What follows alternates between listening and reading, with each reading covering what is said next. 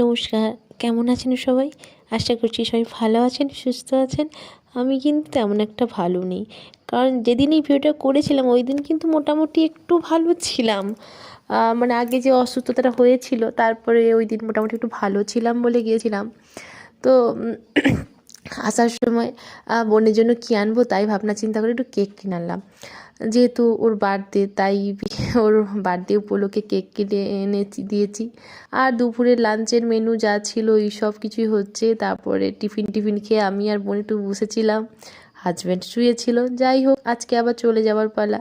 যাই হোক, সকালে এসছে, বিকেলেই চলে যাব। সন্ধেবেলা বোনের কেকটা কাটা হয়ে যাওয়ার পর চলে যাব। তো এখানে ভাইপো ভাইজিরা বসে আছে, ওরাও মজা করছে, ওরাও দুপুরে লাঞ্চে খাওয়া দাওয়া করছিল।